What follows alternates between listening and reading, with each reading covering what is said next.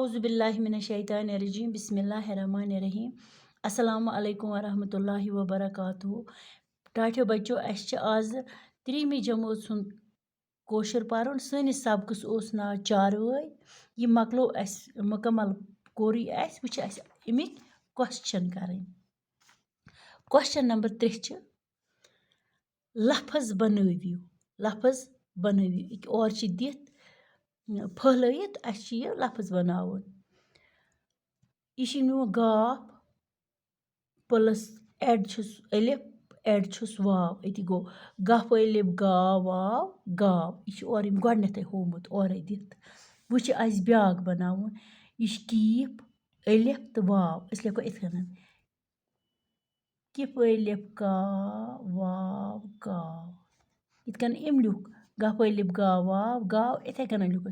यह कोर यह किफ सत कोर अलिफ एड गो किफ अलिफ का वाव काव इथे कन नन नून प्लस अलिफ प्लस वाव इथे लिखो नन अलिफ नाव वाव नाव इत कन लिखो नन अलिफ नाव वाव नाव। ब्याक छ वाव अलिफ वाव इत क्यों वाव अलिफ वाव वाव वाव वाव अलिफ वाव वाव वाव। यम छ लफ्ज़ गाव काव नाव वाव। अम पत् ब्याक चूरिम क्वेश्चन जवाब लिखियो दपान यम सवाल हसा छु अस दितमित अमन लिखियो सु तुई जवाब। जवाब हावुक यथि पे बोर कुस छ सारां तह छु यह सबकस मज पोरमुत यत ते पोरु तह परियो तुई लिखियो अथ मज ते पोरु तह बोर छ सारां खर एक यत ते लिखित और सबकस मज ते खर छ सारां बोर। बोर कुस छ सारां खर अस लिखो जवाब यत खर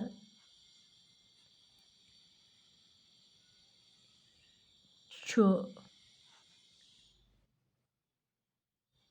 सारान बोर।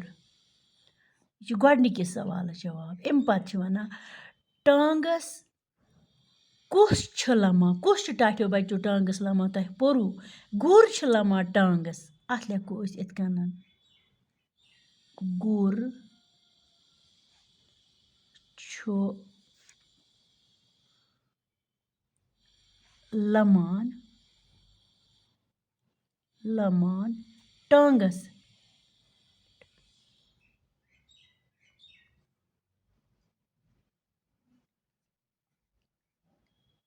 टांगस। दोद कुस छ दिवान चवान चवान कुस छ चवान दोद तह पोरु यतनस एक यतत पोरु तह गाव क्या छ दिवान दोद अकरम छुस दोद दिवान अच्छा वोस छ चवान दोद एक यतत पोरु तह वोस छ चवान दोद। यह छ वना सवालस में दोद कुस छ चवान अस क्या लिखो जवाब दोद वोस छ चवान दोद इत कन लिखो वोस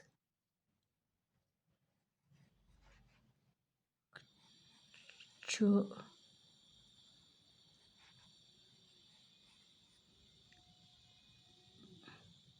चवान दोद दोद टाठियो गोबरो कुस छ चवान दोद वोस छ चवान दोद वोस वोस छ चवान दोद। गोडनिक सवाल बोर कुस छ सारां खर छ सारां बोर टांगस कुस छ लमा गुर छ लमा टांगस दोद कुस छ चवान वोस छ चवान दोद। टाठियो बच्चों यम तुलजोक तुई पन्नी कापी पे बे करजोक याद। खुदा हाफिज।